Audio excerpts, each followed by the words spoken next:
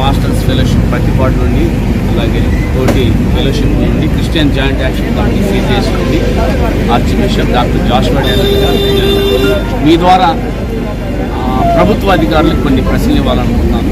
ఇప్పుడు ఎవరైతే పగడాల ప్రవీణ్ కుమార్ గారు మద్యం సేవించాడు, బార్ షాపులోకి వెళ్ళి కొనుక్కున్నాడు అనే తప్పుడు ప్రచారం చేస్తున్నాడు ఈ వ్యక్తి వెళ్ళి మీడియాలో వచ్చిన వీడియోని వచ్చిన 10 నిమిషాలకి మేము ట్రేస్ చేసి ఒరిజినల్ వీడియో తీసాం.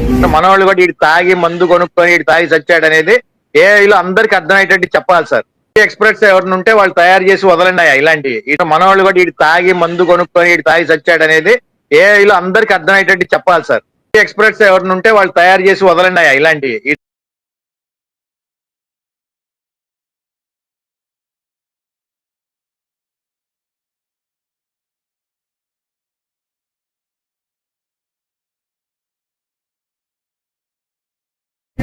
మరి చూడండి, మీరు దీన్ని ఏఐ టెక్నాలజీలో వాడారు, మా వాళ్ళు దాన్ని కూడా తీశారు. చూడండి, ఇప్పుడు ఈ వ్యక్తిని ఎందుకు విచారం జరగని చెప్పలా పట్టుకోవాలి కదా. అంతలా బహిరంగంగా ఆయన పగడాల ప్రవీణ్ కుమార్ గా చిత్రీకరించారు. ఏఐ యాప్ ద్వారా ఎవరు చిత్రీకరించారు, ఈ వ్యక్తి ఎవరు? ఇప్పుడు ఈ వ్యక్తి ప్రతి బార్ షాప్కి వెళ్తుంది. ఈ వ్యక్తి ప్రతి బార్ షాప్కి వెళ్ళి పగడాల ప్రవీణ్ కుమార్ గా వారి ద్వారా యాక్టింగ్ చేపిస్తున్నారు. మేము మొదటగా తూర్పుగోదావరి జిల్లా ఎస్పీ గారు రిలీజ్ చేసిన సీసీటీవీ ఫుటేజ్లో, అలాగే వారు రిజిస్టర్ చేసిన అనుమానాస్పద మృతిలో వారు జరిగించిన విచారణ పేలవంగా ఉంది. అయితే ముఖ్యమంత్రి గారు, నారా లోకేష్ గారు, హోంమంత్రి గారు స్పందించి నిష్పక్షపాతంగా దర్యాప్తు చేయమని ఆదేశాలు ఇచ్చినా మాకు ఎందుకు ఇంత దారుణమైన సందేహాలు వచ్చినాయంటే, మొదటగా ఫస్ట్ పోలీసు వారు చూపించిన సీసీటీవీ ఫుటేజ్లో ఈ వ్యక్తి ఉన్నాడు. పగడాల ప్రవీణ్ కుమార్ గారు ఎంత ఎత్తుండ్రు, ఆయన బుల్లెట్ ఎక్కితే కాళ్ళు కిందాను స్లో మోషన్ లో చూపించారు. ఎప్పుడైతే మేము పగడాల ప్రవీణ్ కుమార్ కాదన్నామో ఆ వీడియో ఇంక రాని ఇట్లా. తర్వాత 26వ తారీఖు మార్చిన ఎస్పీ గారు 2 వీడియోలు చూపించారు. ఆ వీడియోలో ఒక చోట దూరంగా ఉంది, ఆయన వెళ్తున్నాడు, బైక్ ఫాస్ట్ గా వెళ్లి గుంటలో పడిపోయింది, తర్వాత ఒక కారు వచ్చింది, ట్రక్ వచ్చిందని చెప్పారు. 29వ తారీఖు ఐజీ గారి సమక్షంలో నిర్వహించిన ప్రెస్ మీట్ లో అదే ఎస్పీ గారు ఒక వీడియో చూపించి, ఇదిగో ప్రమాదం జరిగి 31 సెకండ్లకు ముందు పగడాల ప్రవీణ్ కుమార్ గారి వెనక సీన్ ఆఫ్ స్క్రీన్ లో ఆయన బుల్లెట్ వెనక 4 కార్లు వెళ్ళినాయని చెప్పారు. ఓకే, వారు అన్నట్టు ఒక యాంగిల్లో పగడాల ప్రవీణ్ కుమార్ గారు ఆయన వెనక 4 కార్లు వెళ్తే ముందున్న కెమెరాలో ఒక కారు ఒక ట్రక్ వెళ్ళింది, మిగతా కార్లు ఎందుకు వెళ్ళాలా? ఇది మేము అడుగుతున్నాం కదా. ఒకటి, ఎప్పుడైనా అనుమానాస్పద మృతి జరిగితే డాగ్ స్క్వాడ్ పంపించారా? పంపలా. 2, ఫింగర్ ప్రింట్స్ సేకరించారా? ఆ సీన్ ఆఫ్ ఎఫెన్స్ జరిగిన స్థలాన్ని ప్రొటెక్ట్ చేశారా? ప్రొటెక్ట్ చేయాల. క్రైమ్ ప్రొటెక్షన్ జరగాలి అక్కడ. విచ్చలవిడిగా వదిలేశారు. అక్కడ క్రైమ్ జరిగిన చోట, మహిమ దేహం ఉన్న చోట కొన్ని స్టిక్స్, బ్యాంబో స్టిక్స్ దొరికినాయి. ఆ బ్యాంబో స్టిక్స్ మీద ఏముండే? రక్తపు మరకలు ఉండే. కనీసం అవి సేకరించారా? మేమందరం గోల పెట్టేదాకా సేకరించాలా. తర్వాత పగడాల ప్రవీణ్ కుమార్ గారి సెల్ ఫోన్ సిగ్నల్స్ టవర్స్ ని ట్రేస్ చేశారా? ట్రేస్ చేయాల. ఆయన డెడ్ బాడీ ఆడ పడినప్పుడు ఆయన సెల్ ఫోన్ ఏ టవర్ పరిగణలోకి వచ్చింది, ఆ సెల్ ఫోన్ టవర్ కింద ఏ సెల్ ఫోన్లు వచ్చినాయి, ఆ సమయానికి ఎవరు ఉంటారు చూసారా? చూడాలా. బాడీ మీద మా ఫింగర్ ప్రింట్స్ సేకరించాలా. టోటల్ గా ఇంకో దారుణం ఏంటంటే, ఈ ప్రపంచ చరిత్రలో యాక్సిడెంట్లు ఎన్నో చూసాం, కానీ వెళ్తూ బండి ఇలా పడితే ఇలా పడతాడు, బండి ఈ యాంగిల్ లో పడుతుంది. కానీ ఇలా బండి ఇలా మొత్తం పడుతుంది. ఏమంటే బాడీ ఉంటే బండి అంతా పైన ఉంటుందా? పడదు. ప్రపంచ చరిత్రలో ఏ అధికారులు చూపించలేరు. ఇది చంపి ఆయన మీద వేశారు. ఎందుకు వేశారు? పనుపూరితో ఒకవేళ ఉండి వాళ్ళు ఇంజక్షన్ చేశారండి, పాయిజన్ కావచ్చు, మొత్తం కావచ్చు అని మా సందేహాలు చేసి, అది ఎందుకు తాగుబోతుగా చిత్రీకరించడం ముందే పెద్ద ప్లాన్ చేసుకున్నారు. ₹1,00,000 దందా జరిగింది ఆయన మీద. ఇప్పుడు ఈ ఒకవేళ బతుకుతాడేమో, తెల్లారైతే గొడవ అయిపోయిందని చెప్పి ఇన్ఫీల్డ్ ని ఆయన మీదేసేళ్ళు. ఇన్ఫీల్డ్ ఊపిరి ఆడకుండా చచ్చిపోతారండి. పక్కన ఆయన మహిమదేహం పక్కన కలద్దాలు ఎలా ఉండి మోసకు చక్కగా ఉందండి, చల్లా చెదరు జరగల. ఇంకోటి, అలా పడినప్పుడు గుంటలు పడతాయి కండి. చిన్న గుంట అండి, అది 4 గుంట బైపాస్ పక్కనే 3 అడుగుల దూరంలో 6 అడుగుల లోతు ఎటువంటి ఫ్లాట్ గా దాంట్లోకి వెళ్ళి అంత దారుణమైన ఎలా చనిపోతారు? కనీసం గుంట ఉండేదిగా. ఇక్కడే సహజంగా ఎవరైనా బైక్ మీద వెళ్తే అంత పడితే గీతలు పడతాయి, అది కూడా లేదు.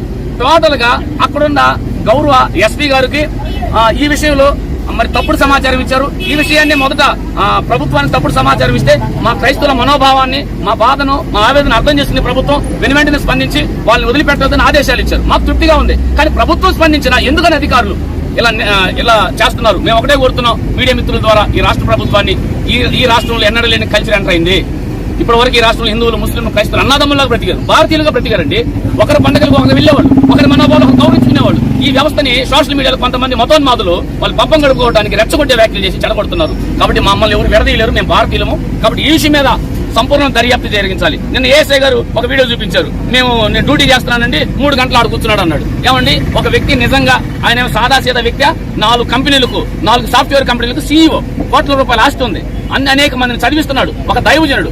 ఒకవేళ నిజంగా జరిగితే ఫోన్ చేసుకోరా? ఎవరికి ఫోన్ చేయరండి? అదే విజయవాడలో ప్రతి చోట ఆయన్ని ప్రేమించే వాళ్ళు ఉన్నారు, వెంబడించే వాళ్ళు ఉన్నారు, వాళ్ళకి చేయరండి, ఫోన్ చేయలేదు. ఇంకోటి యాపిల్ ఫోన్ ని ఎస్పీ గారు ఉన్నారు, ఫింగర్ ప్రింట్ మేము తీసే ఉన్నాడు. చనిపోయిన డెడ్ బాడీ ద్వారా యాపిల్ ఫోన్ ఓపెన్ అవుతుందా?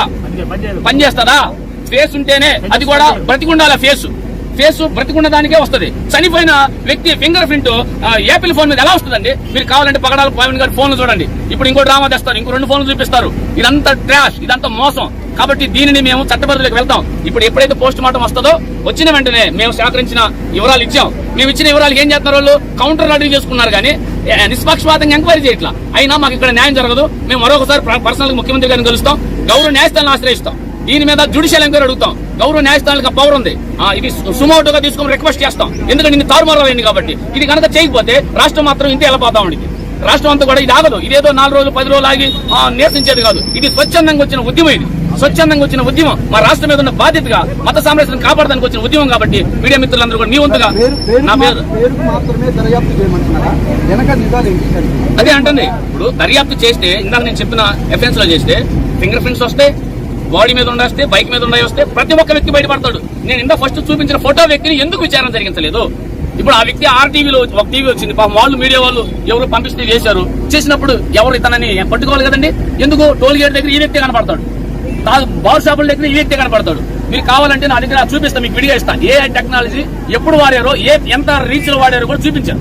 మరి ఇప్పుడు మేము దాన్ని తెలిసిపోతే తాగుబోతుగా మేము నమ్మేవాళ్ళంగా? అంటే చంపడమే కాకుండా పాస్టర్లు తాగుబోతులు, క్రైస్తవులు తాగుబోతులని మమ్మల్ని అవమానపరచడం, ఇది దారుణమైన ఇబ్బంది కదండి. దయతో ఈ విషయం మీద ప్రభుత్వం అవసరమైతే మరొక మారు స్పెషల్ బృందాన్ని ఏర్పాటు చేసి ఈ విషయాన్ని న్యాయం చేయండి. నిజంగా నేరస్తులు ఉన్నారా?